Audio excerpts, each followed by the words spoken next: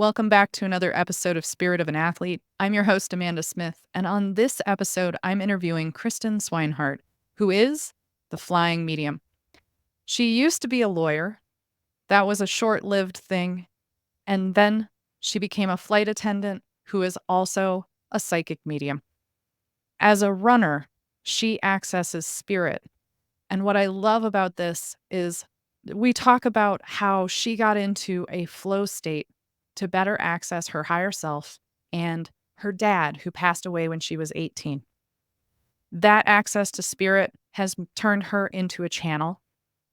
And you'll get to hear a lot more about that and my spirit team and my channeling as well. So on this episode, you're going to get a sneak peek into how I do my work in body whisper healing.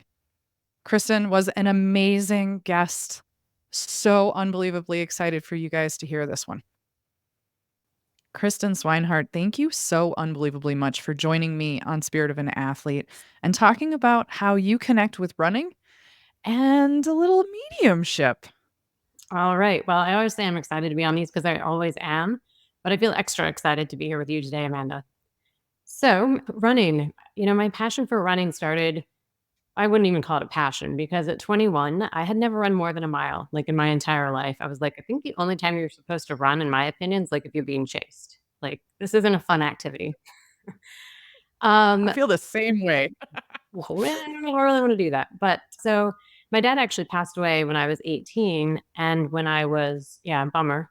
But we'll see where that leads to a whole different story. But I'll stick to my running for now. So I was volunteering at the American Stroke Association because that's one of the things that contributed to his passing. And they had a program trained in stroke, and you could sign up, fundraise, and then run a full marathon. Now, full marathon, 26.2 miles. I was pretty ambitious and said, yeah, I'm going to do that. And so my motivation changed. If somebody prior to my dad's passing would have been like, yeah, you're going to run a full marathon, I would have been like, you're out of your mind. That's not happening. So I signed up. I completed the full marathon. And to be honest, it was going to be in Kona, Hawaii. So, I had a little extra motivation. I mean, yeah.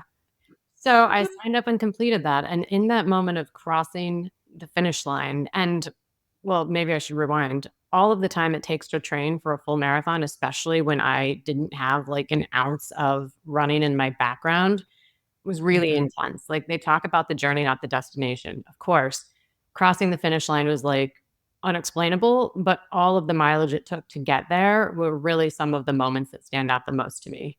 Like I'll never forget when I completed mile 9 and it was a 10-mile run. I was about almost to where my car was. And I had one last loop to do around this pond that I easily could have just like skipped. But in that moment, I had the vision of when my dad was sick and had just a hard time like walking down our hallway at home. And that's when I was like, okay, Kristen, you have the physical ability to do this and you can. And so I was able to complete that last mile. And so that 10-mile run, this is 20 years later. I'm telling you this story, like over 20 years later, but that I can still recall that 10th mile and like a huge moment. Right. And so I think about crossing the finish line, but also what that 10th mile meant to me. So from there, I don't know that I've ever really considered myself a runner per se, but it's been something I've been trying to like grow into because I don't think you can run 26.2 miles if you're not kind of a runner. Oh, yeah. I can attest to that. I can run a 5K and I can run a 10K with not much training at all. But to fathom running a marathon, there's no way. There's no way. Yeah, it was, I mean, it was a life changer. And so, off and on, I would continuously do like the 5Ks, maybe the 10Ks. And I don't know, maybe this was about 4 or 5 years ago, I got into running half marathons. I've kind of taken a break. I don't even know why. I sometimes feel like it comes in waves of what I do and don't do.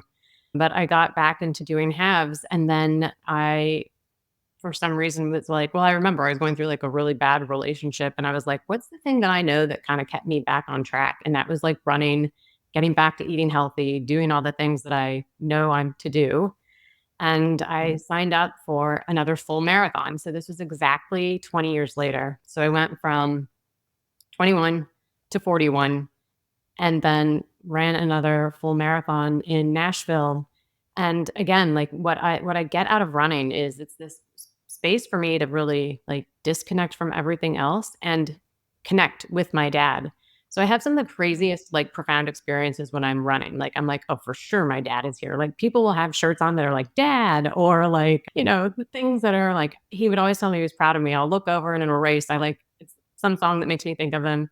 They'll be holding signs that are like, I'm proud of you. I'm like, oh my God, you can't make this stuff up. So part of it is just the fun. Like there's always fun and a good story with all of it. And so I did that and kind of kept up with some of the half marathons. But most recently, literally the end of this past April, I've always wanted to do a half marathon internationally. And so I had decided to go to Madrid, Spain. And that was super exciting. I went by myself, never been, but I love a good travel adventure. So I went over there. Everything was really amazing. The race was awesome. I had probably one of the best experiences running in the sense of like the right song came on with the right connection, feeling connected to my dad, the I'm proud of you signs, everything in total alignment. I completed it probably in my best time. Then I come back from Madrid and I was here for 24 hours and then I broke my foot walking. Hmm. Hmm. All right. So you broke your foot in April. Are you in a boot still? I'm still in a boot. I'm actually standing. I like to do interviews standing up, but I'm like, got my heel propped out in my boot. Yep. Yep. All right. So my geeky brain goes immediately to why'd she break her foot? So when it comes to feet, it's our foundation. It is the base. We have to use our feet. My husband taught me better than anyone else that your feet are the most important thing. He's in the military, so that's like ingrained in them as military men and women. But it's your foundation. It's what carries you through. And generally, when we have an issue with our feet, is it the right foot or the left foot? Of course, my right foot, so I can't drive. Oh my gosh. Okay, yeah. So you've spirits really put the brakes on you. So if we divide the body in half, right and left, the right side of your body is future and masculine. The left side is past and feminine. And not everybody is this way. It takes some testing to find that out. But for you in particular, that's how it is. So your foundation got rocked relative to what you're going to do in the future. What's that about? I mean, that's a great question. And don't think I haven't been sitting around for the last 6 weeks. I mean, and I would normally never say like sit around because I don't really, but I've had to. And Mhm. I've really been looking at all of, what's been going on in the past. What am I creating in the future? And I don't, it's funny because the universe really was like, you need to take a break. And it physically gave me one. And I feel like I've done a lot of introspective, I know, hilarious, right? No pun intended. That is how that works. I Yeah. need a break. Guess what? You're going to break something Oh, literally on your body. yeah. So I think it's been really interesting. But at the same time, so the first 4 weeks were brutal. Like, and then it's been within the last 2 weeks that I've been able to get like some clarity and move forward. But I feel like it was a lot of old processing of things that I haven't given myself the time or the space just because I wouldn't normally just take time off and not do anything. And I'm also a flight attendant, so I can't work. Like I literally cannot do what I'm supposed to do. But in the last 2 weeks, I really created something very new that I think is the correct thing for me to be doing moving forward, which I'll share more about later. And I do think that the break helped give me the clarity because if I look at where I think things were going before the break, I probably just would have been very frenetic and busy and living like, do I dare say, more of a 3D space, like outside of the just hustle and keep doing it. And I've gone back and forth on like, definitely have a very spiritual aspect to myself as well. And then I'll go back to like, hardcore, like left brain lawyer things. And so I think it's really certainly changed the trajectory of where I'm going to go, kind of reinforcing what path I need to stay on. Okay, we have to highlight some things because I know the audience just heard that and went, "Wait, what? You just said something about being a lawyer?" Short lived, but yes, I did go to law school. I passed the Florida bar. I practiced law. I was miserable. And then I left.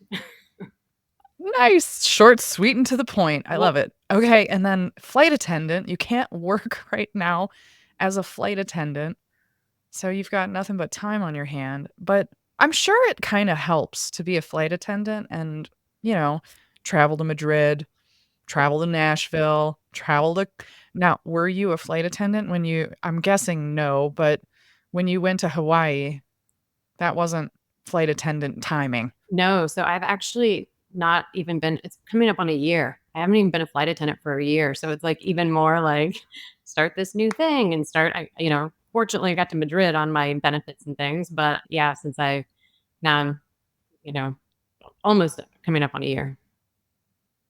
Alright. So, do you already have some plans for future races? Do you know? I don't. However no, I take that back. I did. I had one that I really wanted to do, but I think it's gonna be too soon after my foot, which was there's a half marathon in, Mount Rushmore. And Oh, yeah, my dad took us there one time when we were kids, and he would always take us on these trips that I just thought were so boring. I'm like, "Oh, American history, interesting." Not really. But now I would, like, love to go back and run that in this perspective again and, like, connecting with my dad, but I believe it's in September, and that's a really, the bum foot trying to come off that. I'm not sure I can do that yet, but we'll see what happens. I don't know. I'm actually just nervous to even walk once I get this boot off. oh, no, don't be nervous to walk, it'll be fine. You're gonna end up doing some physical therapy, I'm sure. You're already doing the mental therapy at home. You'll be fine. Alright, I'll take that. Yeah. Oh, okay. So, the latest and greatest thing that's come through for you that you feel wholeheartedly aligned with, what is it?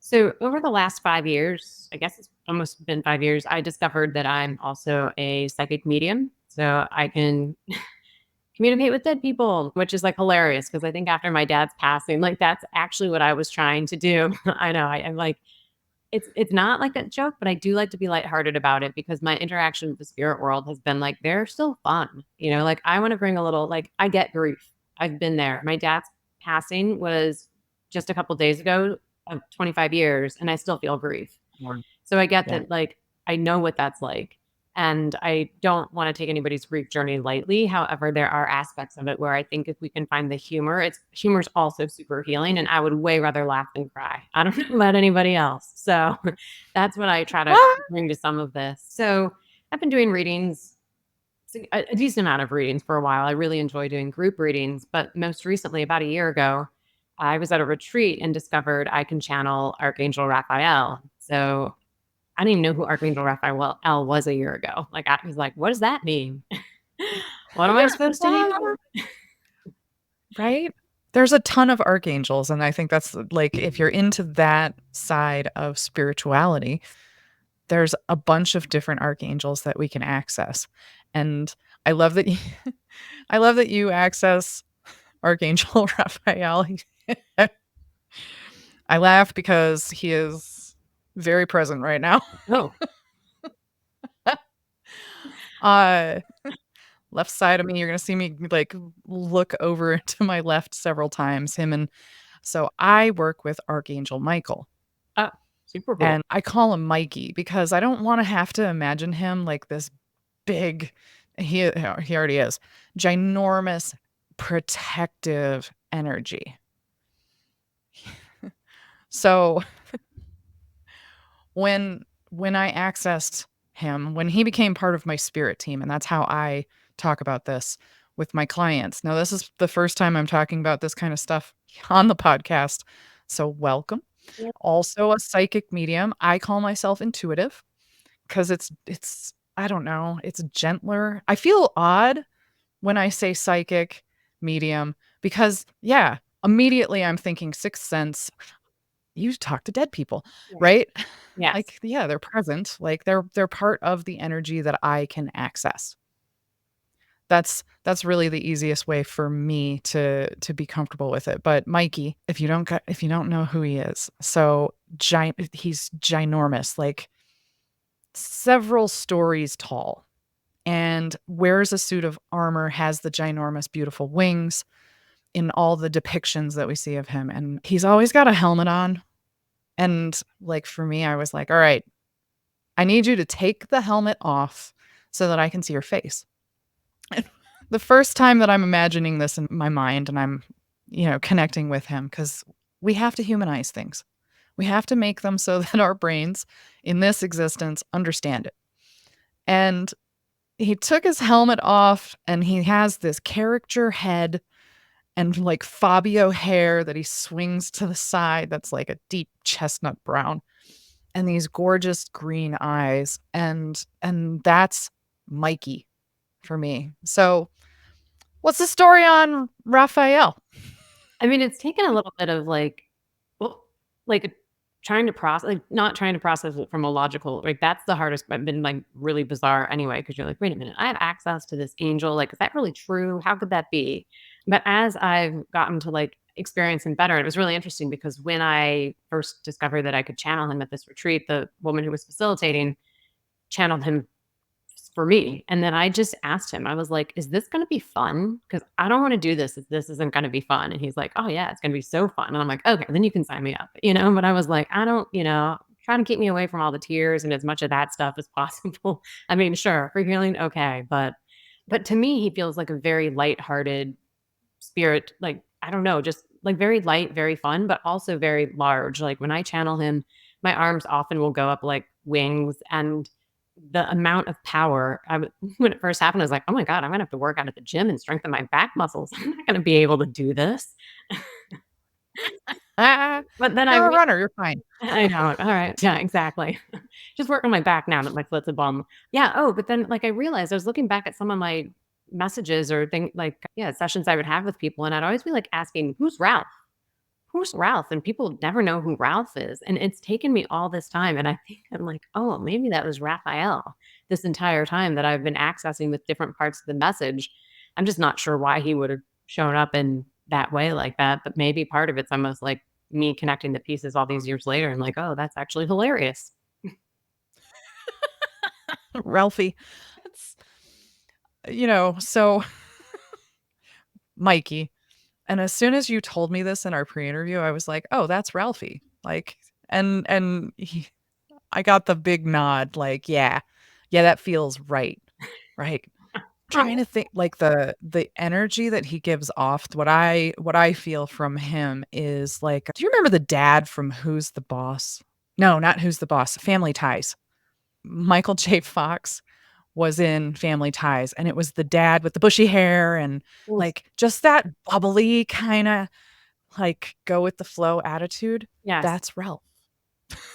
I totally yes, that's a very good description because when I channel him, he speaks through me in rhymes, which is hilarious because I'm like, "Who's Dr. Seuss?" Because there's no chance I'm talking in rhymes in, like, everyday life, and I'm like, "This is, like, incredible. How could these rhymes just start all of a sudden?" So he speaks in rhymes and is very fun and lighthearted, and then I realize, like, sometimes he makes jokes about me while I'm channeling him to groups, like, it's fun. It's actually very fun, and so that is one reason why I definitely enjoy doing it, and now I'm realizing this has been part of the discovery with the broken foot is how much more I need to move forward with this channeling because it definitely is one of the steps in the right direction. Yes. And so now I'm really excited about, like, actually building more of that connection to be able to bring him through more so, like, the initial time I did it, I really trans channeled, meaning, like, he took over my body. I could hear what he was saying. I could tell it was Mhm. not my own voice, and the words that he was saying, I was like, "There are no way I even know what" "this is not my normal vocabulary." And so that was really shocking. I mean, really cool, but I haven't gotten totally feeling safe with trans channeling him fully again. So it's like now I talk in my own voice and I'm fully aware, but I really am going to work to be able to do that because I think it's really very interesting, especially I was just watching a channeling thing and I was like, "Oh my god, look, these people fully trans channeling these other entities, whatever it is," and it's, like, mind-blowing. Yeah. It's big energy, and it's big energy to manage within your own body, and it's I love how you describe that where you're kinda in the back seat. That's how I always feel. I'm like, "Alright, I got tossed to the back seat, and he's at the steering wheel."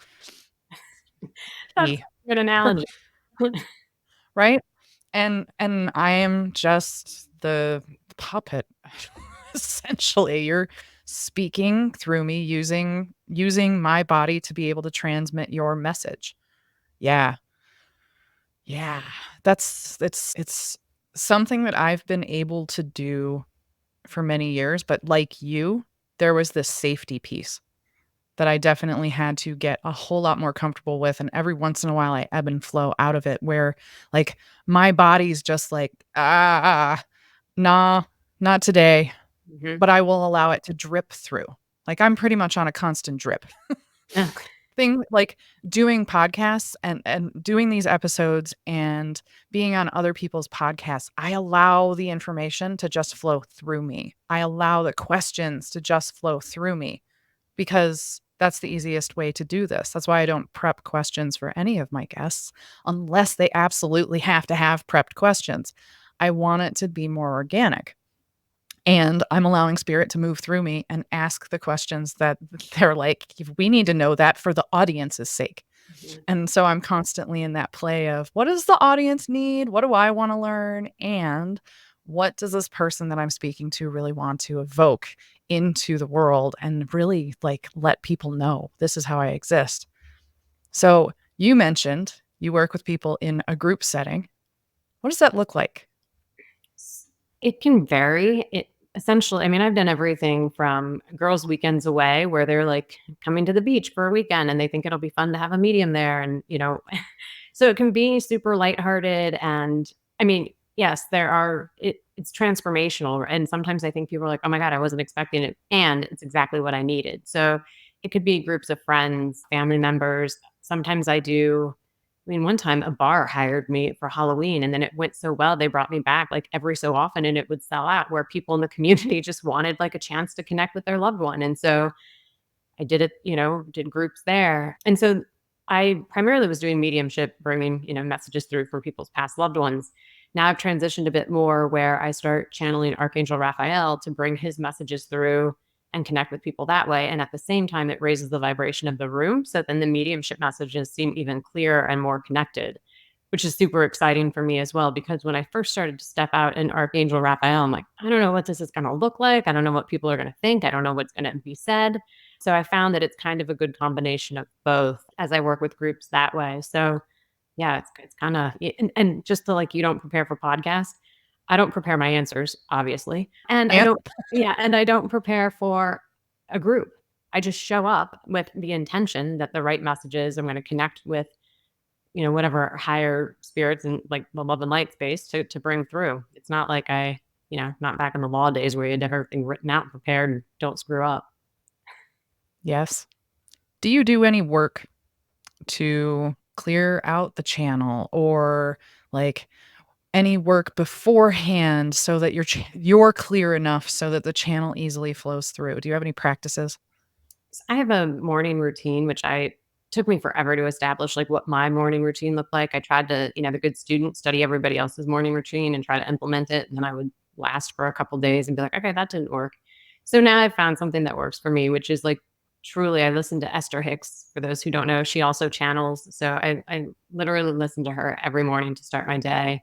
I do meditation and I pull a couple tarot cards and just get connected from that space. And since that's a consistent practice, I feel like I've been able to make it more of something when I'm just on a podcast or something I can tap in right before and be like, all right, let's get connected and move forward. So I think it's more the consistency of the daily practice versus some big ritual right beforehand for me. But I think everybody's different too. You have to find what works for you. And then as Yeah. far as clearing, like still working on some of that. I definitely have a large selenite crystal that I use. It's like, oh, hey, oh, more way.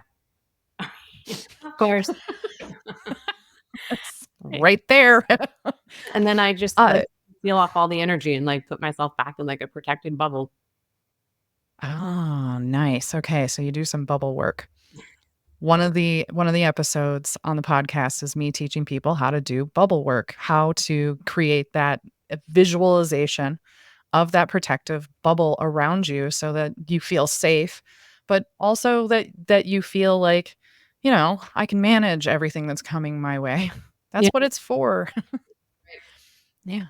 It's one of those necessities for me. So every morning I wake up and I do that particular practice where I am getting in, waking up and seeing what's going on in my bubble today and then clear it out, make sure it's all healed up. I don't have any issues with my bubble and then clear out my space. I also gather my energy back to me and then spread that energy throughout the rest of the bubble. And there's a the way that I talk about it in that particular episode, but then there's also like a quick way to do it, which I tend to do the quick way because I have a daughter and she needs me first thing in the morning. We cuddle first thing in the morning. It's fabulous. She's 10, so I'm still treasuring those moments. Like she still wants to cuddle. I know this is ending soon. Wait, the whole time has to happen. Yes, exactly. Well, I try to get that bubble in right before because that's really that's my first 5-minute meditation. And that's when, for me, I know that's when I'm the most connected to spirit. Right there, that first thing in the morning, they're just like messages, messages, messages, and it's all flowing through. And I'm like, okay, all right, write it all down, write it all down. Now let's focus on me. Yeah.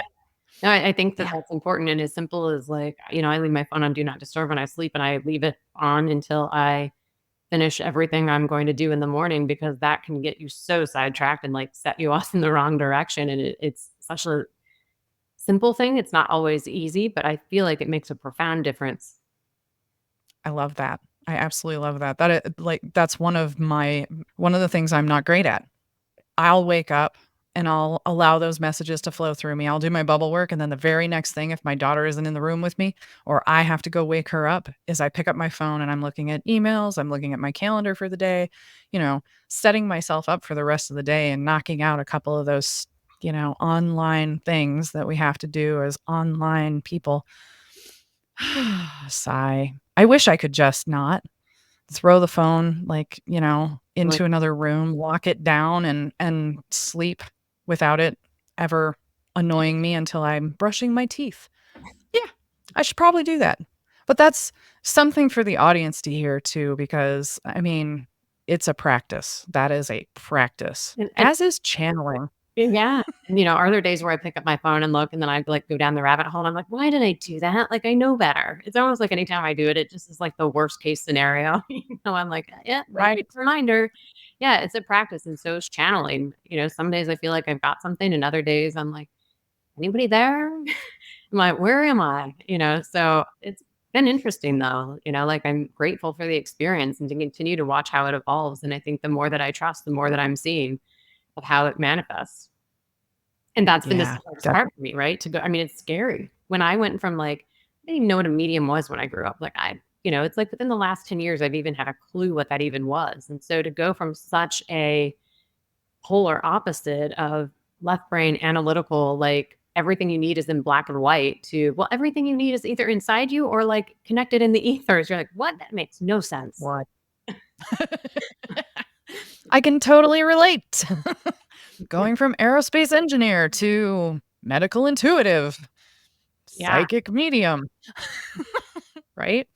That yeah, that it took some unwinding for me to be able to access that, and not unlike you, I used sports. I used For me, it was yoga and powerlifting. Those were the 2 spaces that I know I use to get into a clearer space and a more connected space with spirit.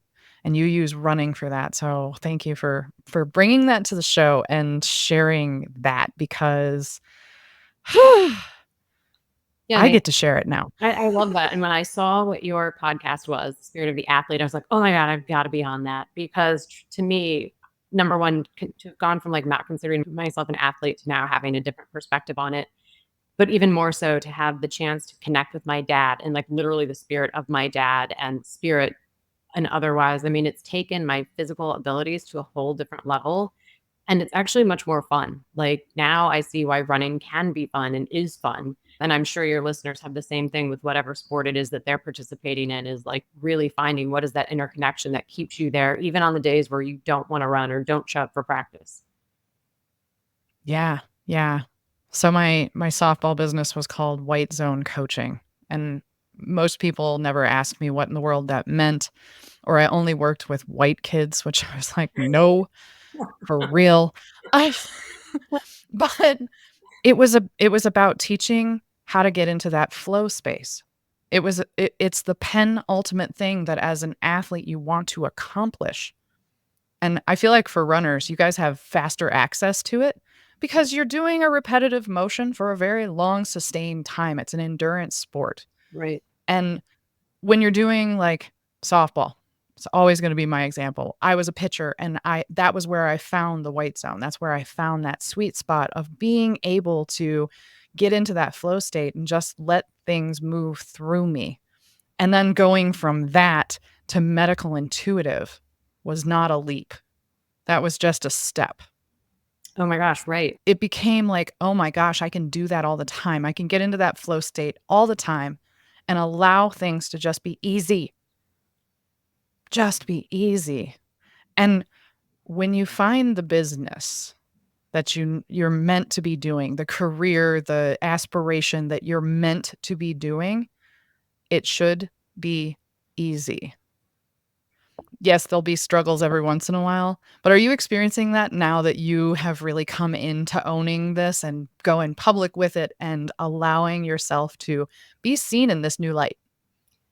Yes, I will say that when I've started to try to get, like, my mediumship business, like, more in the flow, like, I never really felt like I really had all the pieces together, and I struggled. It would be like, "This piece of technology is frustrating. I don't understand this. I don't know who my ideal client is." Like, all those things were so challenging, and truly, it's been in the last 2 weeks of not being able to do anything that it finally hit me, and I came up with the flying medium, and I was able to build my I was able to, like, put the website together in, like, a day and a half, and I mean, it was like all these pieces finally came together, and I was like, "No way, like, where's the struggle?" I'm so used to the struggle and the challenge that it's been really something that I realized that a lot of my mindset is, "Well, if it's been hard in the past, it's going to be hard in the future."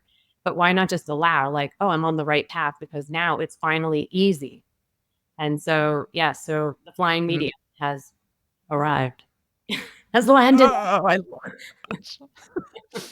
The pilot in me is like, "Oh," and then the fact that we're having this conversation and I mean, again, this is the first time that I'm really letting some stuff go and being open to there's only my clients really who know I can access their ancestors and help them through some epigenetic situations that they're dealing with medically. That's not something that I'm public about, but now I'm public about it, so whee! Here I am, but the flying medium. Oh my gosh, I love it. Yep, and this It's is I think epic. this is really the real time I'm, like, really announcing it, that this is, like, launched. So, yeah, I'm super excited, and, if I can just add a little bit too, because my Madrid trip had such an impact on this too. I kept knowing I needed to travel internationally for this, but I didn't know why, and I have such a passion for travel, and I have such a passion for my mediumship and spiritual aspect, is that part of the flying medium is to help to do readings and help people understand, like, where might they have a really awesome spiritual experience in the world, and I can actually help them book that travel so they get to have that flying medium experience and really set them up from the beginning.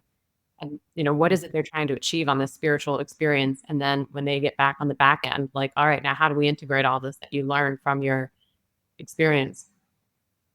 Oh my gosh. I love it. I love it so much. You make it sound so simple and so easy, and I'm like, "Yeah, that's kinda what I'm trying to do with my retreats." Well, yeah. Well, trust me, a retreat's been in my mind for, like, as long as I can remember. All I wanted to do is retreats, and I was like, when this came together, Same. yeah, it's the craziest thing because it's like those are the things I love the most, Yep. travel and Yeah. spiritual things. And transformation and allowing people to see the ability for themselves to transform. And it being immediate. It doesn't have to take months, years, centuries, lives to get to that transformational state. It can happen in a stinking weekend as long as you have access to the right person that can help you grow. Yeah. And I definitely see that in you. And of course, you've got Ralphie on your side.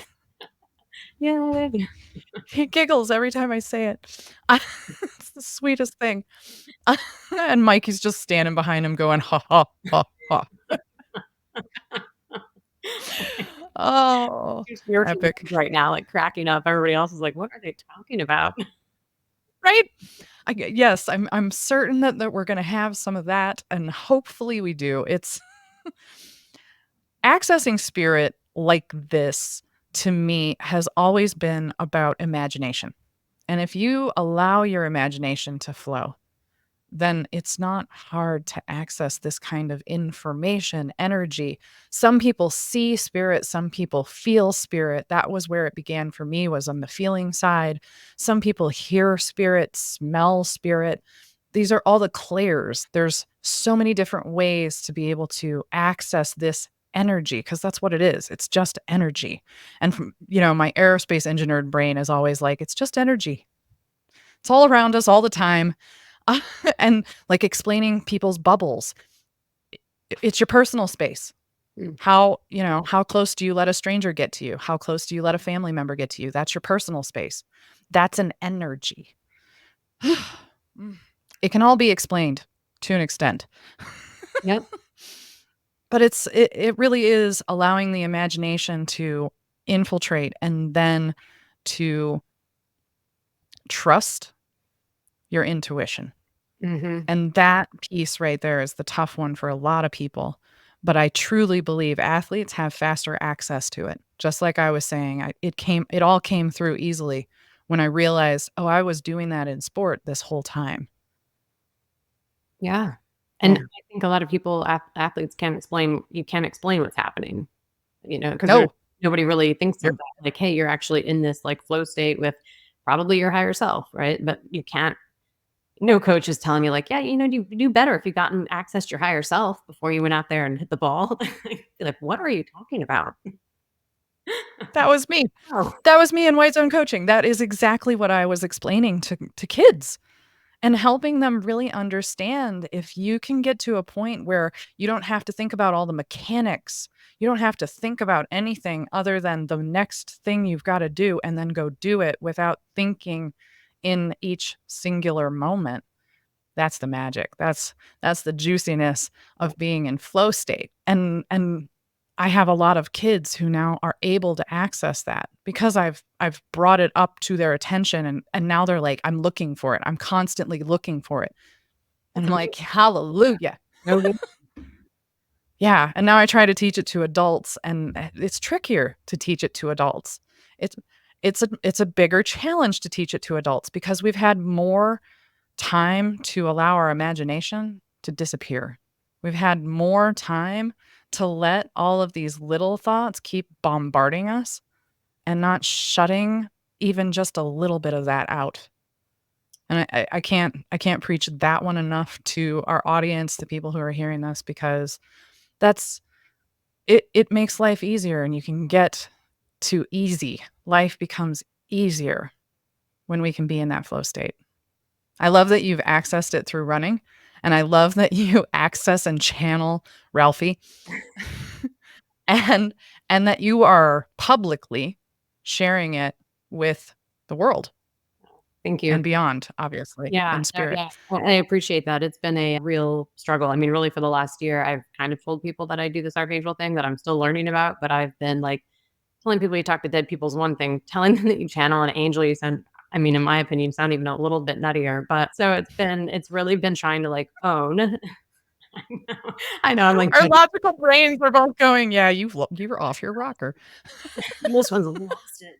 Yeah. Yes, but we can point, and this is the thing that I love now is post-COVID, I've found tons of channels. I've found tons of people who are channeling a higher power, a higher self, a higher spirit, whatever it is, but you can see them across the board now. They're on YouTube, people.